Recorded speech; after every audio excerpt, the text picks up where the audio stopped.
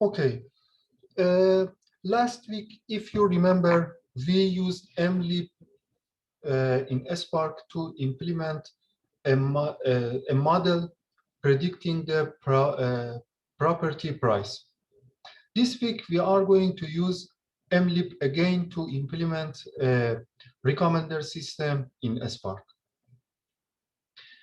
It is interesting to note that mlib is a very large library, including different tools and algorithms for linear regression, decision tree regression task.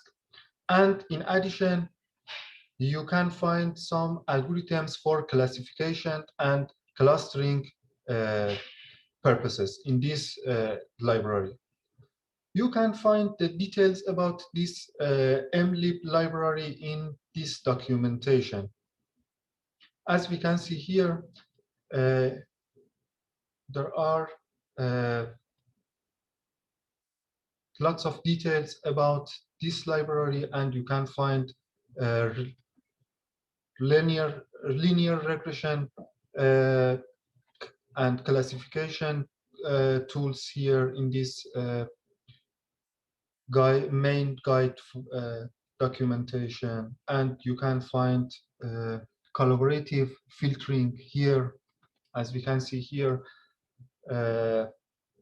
you can find ALS algorithm and the detail of this algorithm here. Yeah, everything you can find in this online documentation. In addition, I highly recommend you to go through the part number 6 in the book Spark, the Definitive Guide. In this part, you can obtain lots of information about machine learning stuff.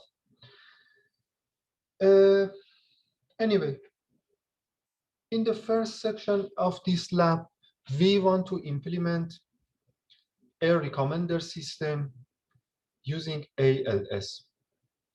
We use a small data set in this section, which is available from this path. So I have transformed the data set, and you can find this data set on the head node of cluster available from this path. If you display the first lines of this data set, you can see some lines like this. As we can see here, each line consists of 4 fields. The first item in each line represents the user ID. I should mention that this data set is a movie rating data set. So in each line, we have 4 fields. The first item in each line is the user ID. The next field represents the movie ID. And the third field corresponds to the rating given by this user to this movie. And the last field is a time stamp. In fact, this time somehow represents the time when the rating was made. Anyway, it's a time stamp. We don't care about that. And as I explained later on in this lab, we don't use the last field in this data set. So anyway, we need only user ID, movie ID, and the rating. It should be mentioned that the rating value is between 1 star and 5 star. So the rating value ranges between 1 and 5.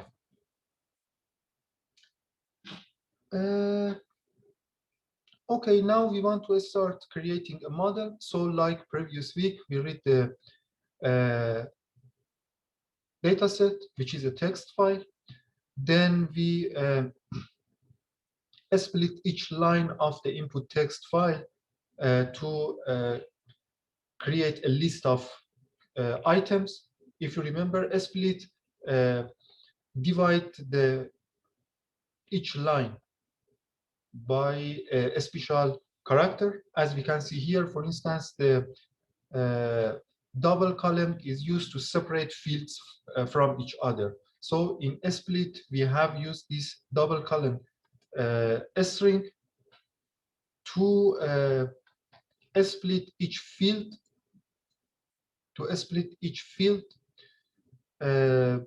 using this string. And finally, if we execute this split command and this select command, we will have a data frame like this, including 3 columns: user ID column, movie ID column, and rating column. So we split each line of this data set, and then we put the first items in user ID column, the second items in the movie ID column, and the third items in the rating column.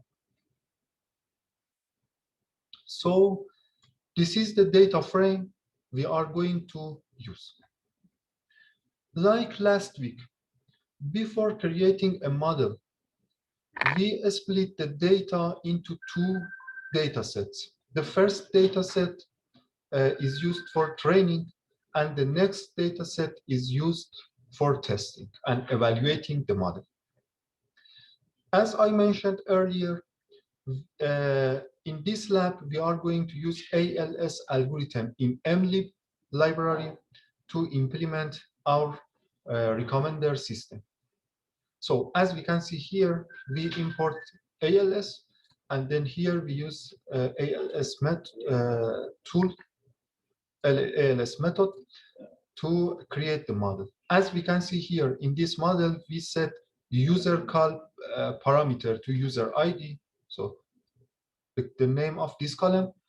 Item call option is set to movie ID. And finally, the rating column parameter is set to the name of rating column in this dataset. We also use 3 options. Max iteration, max ITER option determines the number of iterations in ALS. If you remember, I mentioned that here ALS algorithm iterates this ALS computation several times to converge and find an accurate model for U and M matrices. Here with this option, we can set the number of iterations. Please experiment with different values of max iteration. I don't know, you can try first time with 10 iterations, then try with 2, 4, and 6 iterations, and you can also try with 20 iterations and see how this option impacts the error rate of models. We use this reg parameter to set the regularization parameter of the model, and this called start strategy option is used to clean up the data. If you remember, last week we cleaned up the data before training. In ALS, we can clean up the dataset using this option. This option remove all rows with null or empty cells.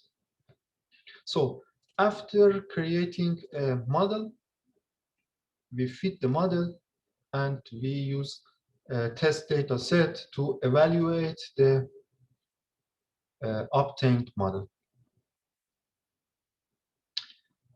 Okay, so let's do the first section of this lab. After that, we will go through the second part of the lab.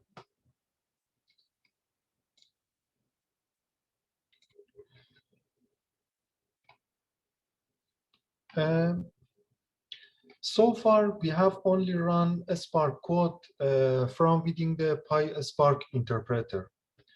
In the second part of the today's lab, we are going to learn how we can run scripts on the Spark cluster.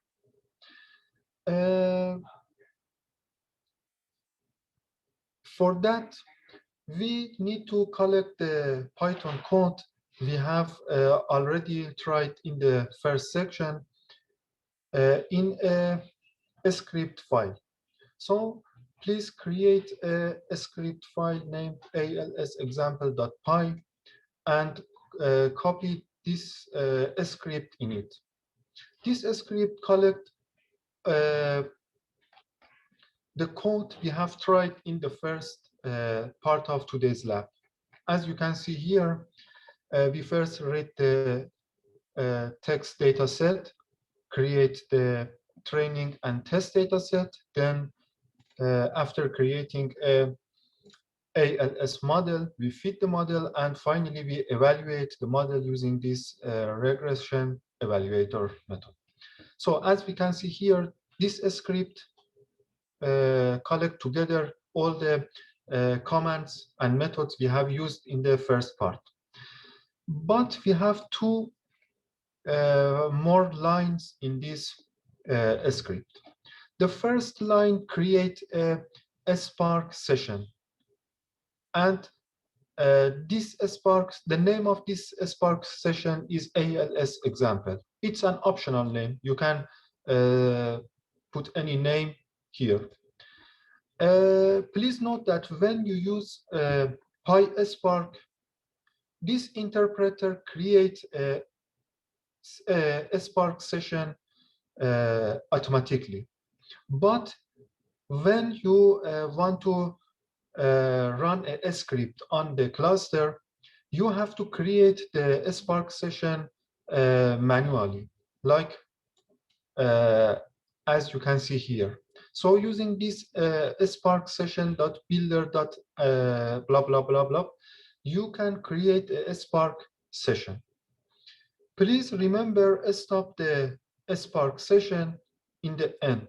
So once your application is over, you have to stop the session, as you can see here. So in the script, we first create a session, we put the code here, and finally, in the end, we stop the session. So this is the script we are going to use to implement a recommender system on the cluster.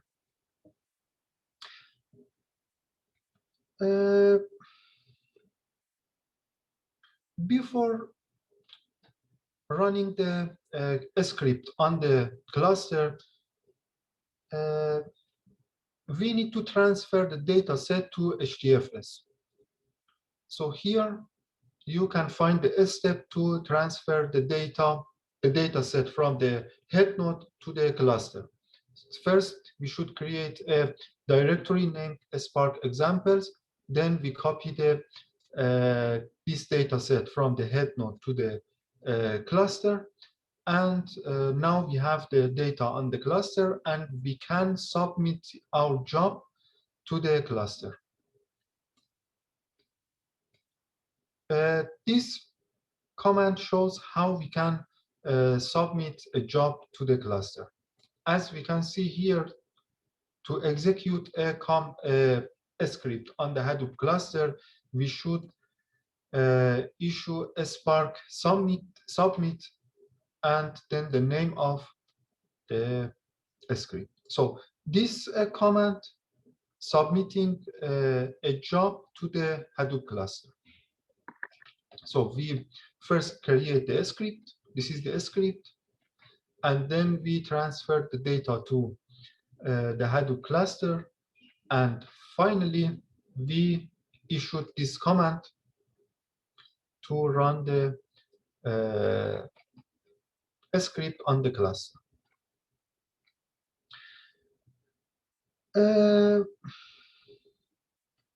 This data set is data set. We can do experiment with a larger cluster, which is available from this path.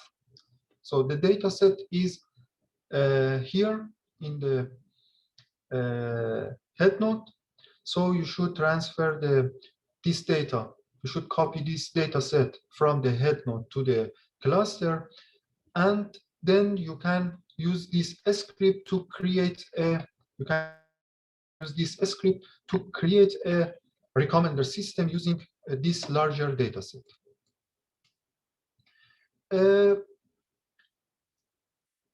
This data set is a CSV file. So instead of reading as a text file and then creating columns, you can directly create a data set using the data in this data set, in this data file, using .csv command. So please remember that replace this piece of code by this single line, because you know the data, the large data here is a CSV file, so we don't need to read this file as a text file. We can directly read the data as a CSV file, like here. Oh, and before that, I should here we have another data set, including 100K data. In this data, the fields are separated by tab, or the data is tab separated. So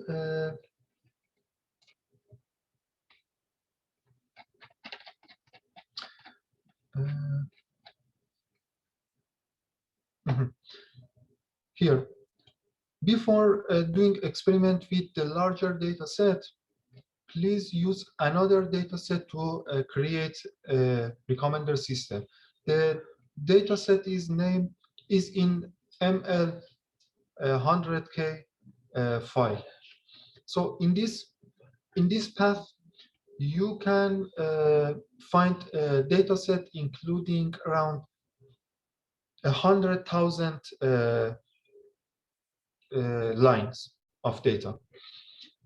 In this data set, the data is separated by tab character. So as you can see here, you should use this \t character in a split command. If you remember, in a split command, we should determine the character to split the fields. For instance, here, the fields are separated by double column. And as we can see here in a split, where is the code?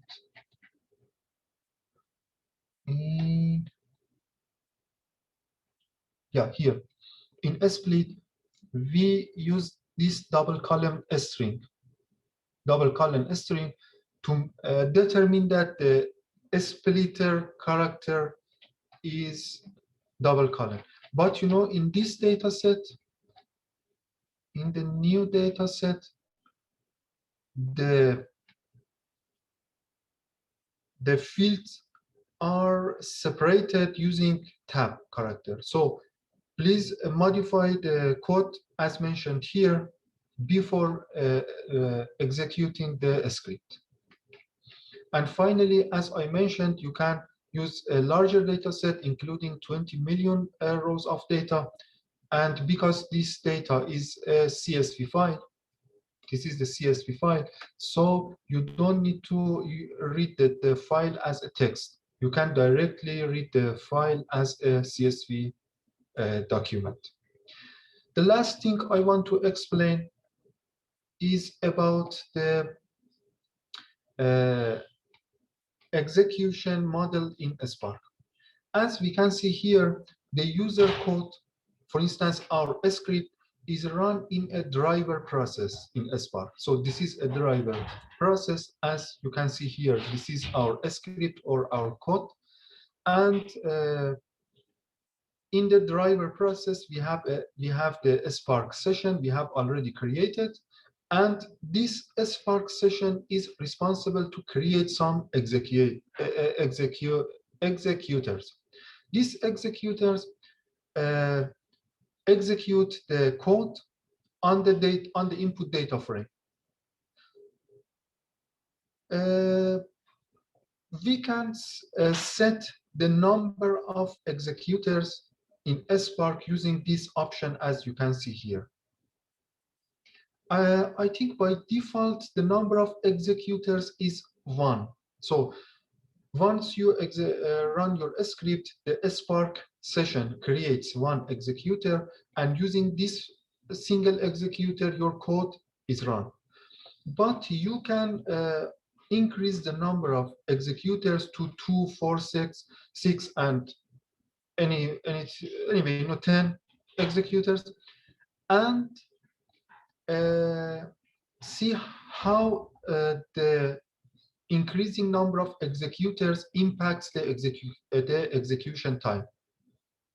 It is expected that as you increase the number of executors, the execution time decreases, because a larger number of executors will run your code faster. So please just try with different values for executors, for different number of executors, and see the execution time. Okay, as an exercise, you can use a much larger data set from Yahoo, and the data set can be downloaded from this URL. So this is an exercise you can do, and you can run this script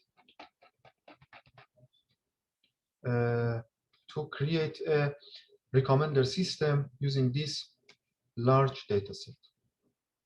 Okay, so in this part, we will learn how to run a script on the cluster, and we will do experiment with 3 different data sets. The first data set is small. This is a small data set. The next data set is a medium-sized data set. And finally, we will do with a larger data set, including 20 million rows of data. And all the details of the script can be found in the second part of the lab manual script.